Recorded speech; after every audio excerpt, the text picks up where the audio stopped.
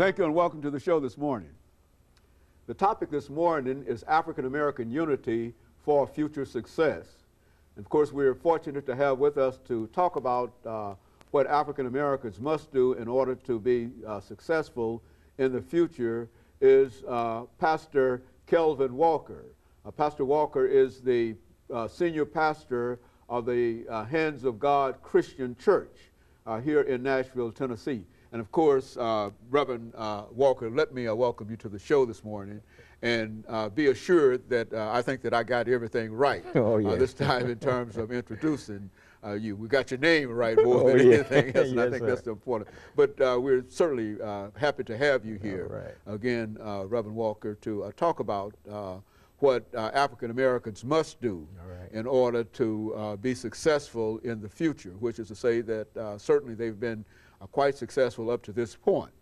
But there are some things that happen in among African Americans, and we're not trying to to separate any groups here. But we're simply trying to identify what we consider to be some of the important areas of disunity in a real sense among African Americans, and what they must do in terms of ridding themselves in a real sense of this disunity. But before we get into that, Reverend Walker, let's talk about Pastor Kelvin Walker, and have you give us some information about your background and some of the things that were important in eventually leading you to us this morning. All right, well, Dr. Haney, first of all, let me say I'm glad and thank you for allowing me to come on the show on today and talk about some issues that I think are very important to us as a people. My name is Kelvin Walker. I pastor the Hands of God Christian Church. We're located in North Nashville, 1701 11th Avenue North, about a block off of Buchanan Street. I was born right here in Nashville, Tennessee, born and raised here. Did all, I had one of those jagged lifestyles, you know, Dr. Haney. I was taught by good parents to go to school, get a good education and all of that stuff. But somewhere down the line, I stopped listening to that good advice, good guidance, and good teaching and stuff like that, and ended up experiencing drug addiction and also incarceration in the state prison system. But throughout the course of my years, you know, I did do a little schooling at Tennessee State University. During those moments of time that I had some sanity going on in my life, I attended Tennessee State University, did some studies with the Tribeca East College East Campus Prison Program while I was incarcerated. But in terms of having a degree in anything like that, I have no degree in any particular area.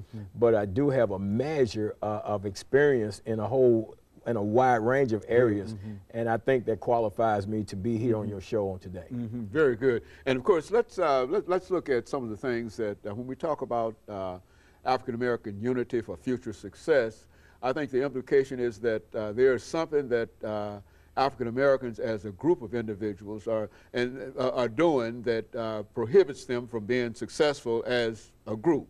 And this does not mean that other individuals are not, other groups are not involved in some of the same things, but it has a disproportionate impact, I believe we're saying, upon African Americans. Now, what would you identify as one of the things that perhaps creates a greater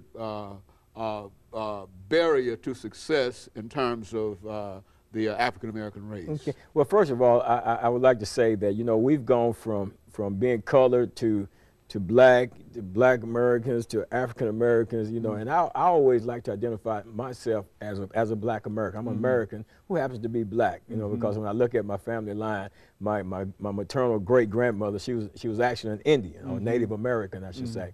So, but when you look at us as a people, black people as a people, then there's a mindset, there's that exists within the black race that needs to be addressed, brought to the table, and dealt with in order for us to further unite and become successful in a country that we're in and we're a part of. And I think, you know, and you can take this thing back, you know, to there's a lot of different reasons that people would say we're going through what we're going through, and there's disunity in the midst of us. And one of them would be, you know, you take the Willie Lynch letter. You know, some people say, well, that's not even a real letter. But if you look at the principles set forth in that, it was something that was in 1712 that a British slave owner came to America from the West Indies to train the slave owners how to control their slave for better and greater productivity and stuff like that. So, and they implemented a system and said what you would use is distrust, envy, and it was one other thing. I have to look on my little paper to see what fear. And fear, absolutely. Fear, distrust, and envy is the thing that you would use And I think that exists. We have a fear of dealing with one another.